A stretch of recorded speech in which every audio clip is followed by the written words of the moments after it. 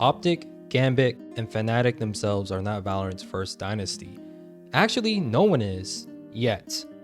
In this video, I will give honorable mentions to past teams as well as mention the current best teams in each region, and what they will have to do to be known as Valorant's first dynasty. I basically explained in that first video that longevity is a very important factor. I used examples like the Chicago Bulls and their 7-year-plus period of greatness, Messi and his decade-long dominance with Barcelona, and Brady's 20 long seasons with the Patriots.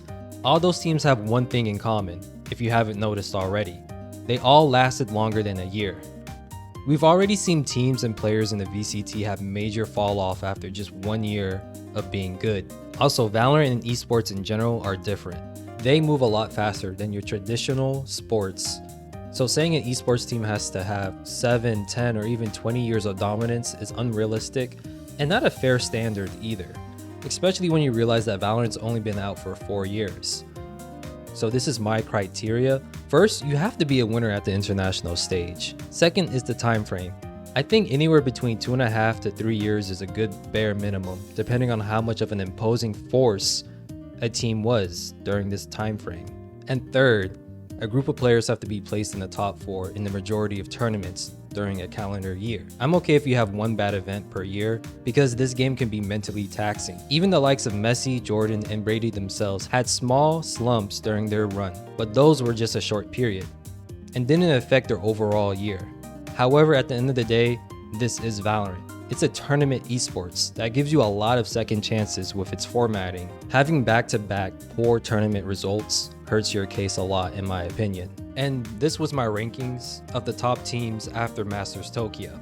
I'm not gonna lie, putting Paper X second was a bit of me trolling. The hard part about the Pacific region as a whole is that they kinda lack consistency.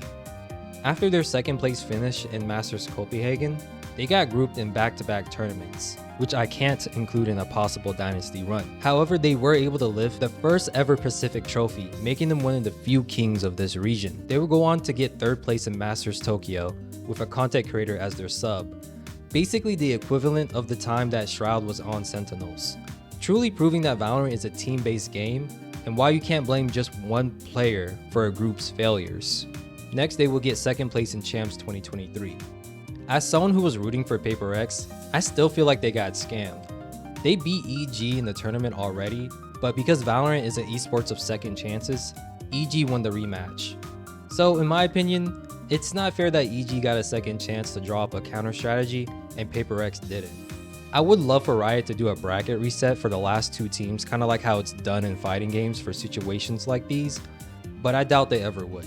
Nonetheless, in 2023, Paper X wasn't able to lift a trophy at the global stage, but winning their region still gives me enough confidence to put them at this spot. Plus, their high placing throughout the year is pretty good. And like the old saying goes, winning cures all. If Paper X can win 2 international trophies this year, and those other top teams fall off, I can see them lapping them and being crowned as Valorant's first dynasty. DRX was the other team that I put in to represent the Pacific region. I said last year they would need a Fnatic 2023 type of run to make up for their past shortcomings. They placed in the 7th to 8th spot in Tokyo, which is outside of one of my personal requirements. However, they pushed Loud to a 5-map series in the semifinals of Lock-In, which is why I kinda let their Tokyo performance slide. However, they also placed 5th in Champs. Let's be honest here, guys. They had a hard road. Their version of the group of death sported trophy lifters everywhere. In the lowest bracket, they faced Fnatic, which was a team on a historic run too, and feared by almost everyone. Nonetheless, DRX was still able to beat them on buying 13-1. Only 5 out of the 20 teams that Fnatic faced that year were able to even take a map off of them. Impressive. But DRX were not part of the 2 teams that would go on to beat Fnatic. That accomplishment goes to Liquid and Loud. Also, this offseason they lost RB and Zest, which were a part of this team's core going all the way back to Vision Strikers. The same Vision Strikers that went on a 134 game run, where they didn't lose once in the Korean circuit. That number alone makes them the GOATs of Korea. However, Valorant is a global sport, and at that stage last year, they had back-to-back standings outside of the top 4. DRX is all but starting from scratch in my opinion. Harsh, I know, but hey, no one said that being a dynasty was an easy task. There's a reason why it's the pinnacle of team sports, because not everyone will get it. And in all honesty, the Pacific region as a whole just needs to get one global win before we even start thinking about any of them as a dynasty. I want to give honorable mentions to Gambit, who had a strong chance to be Valorant's first team to claim this title. Unfortunately, this Russian-based team's dreams were cut short because of the war in Ukraine. That's still going on, by the way. I would like to give honorable mentions to Europe's FPX team, who were pretty good too. But they're basically Navi, and we already know how their season went last year. Not so hot. Team Liquid is all but erased from this list as well, in my opinion. As mentioned before, they were only one of 2 teams to beat Fnatic last year. However, they got curb stomped by Americas Teams in Tokyo and couldn't get out of the group of death in Champs 2023. Just like DRX, they're starting from scratch. Now we have to talk about Fnatic, who has been in Valorant Tier 1 scene from practically the beginning. However, they had run-ins with a lot of stacked teams in the past that stopped them from claiming any of the top prizes. If I were to pick when their dynasty criteria started, I would go all the way back to Masters Copenhagen in July 2022.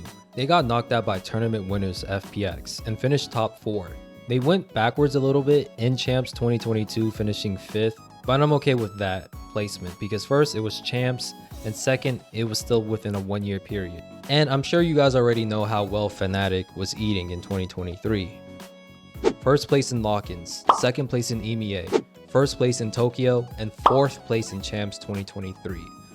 And as you guys can see, this is a very stacked buffet that's hard for anyone to just to eat by themselves. All Fnatic has to do is not to have back-to-back bad placements and lift 1 trophy in 2024. Again, this isn't an easy task, but for some strange reason, it doesn't seem impossible for them to pull it off. If anything, it's kind of expected. The only reason why I don't want to crown them just yet is the same reason that we saw with Sentinels of old.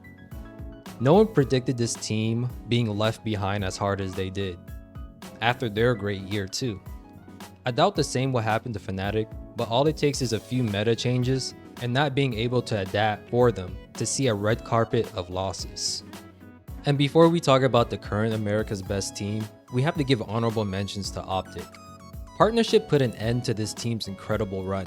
They had such a great 2022 that people had high hopes for NRG, since it contained the majority of their players. However, this team kind of crashed and burned at the end of 2023. They couldn't get out of the alpha bracket in lock-in, but it was because they lost to Loud. They got 2nd in America's playoff, and following that they got 4th place in Tokyo, and eventually grouped in 2023 by Bilibili and their Fortnite-like strats.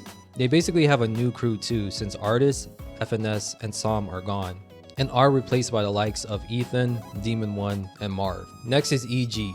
They placed 3rd in the Americas tournament, 2nd in Tokyo, and 1st in Champs. I think it's easy to say that Americas was the toughest region last year. Again, they're a revamped roster, but I'm comfortable putting them above Paper X2 since they actually lifted a trophy. Again, this isn't a power ranking on which teams I think are better in 2024, but more of a ranking based on past accomplishments. They still have Potter and Jogamo from last year, with a bunch of new players ready to prove themselves. Evil Geniuses would need to win at least 1 trophy and not have back-to-back poor performances.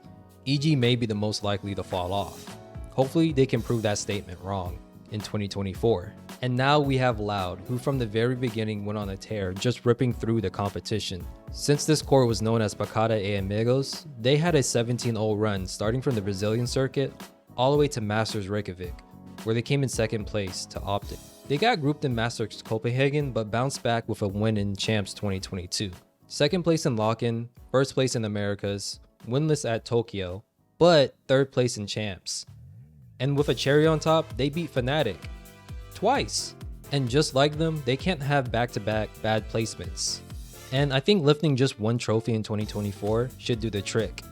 Whoever does this first between these 2 teams, in my opinion, gets the title of Valorant's first dynasty. However, there is also a possibility that both teams may struggle this year too, especially Loud since they're no longer with their frag duelists, but only time will tell. But let me know what you guys think about this. Are my criteria fair? Too harsh? Too soft? Do you think only 1 year is enough to be crowned as a dynasty? Did I miss any teams? Let me know down below. Till next time, stay safe and I'll see you guys later.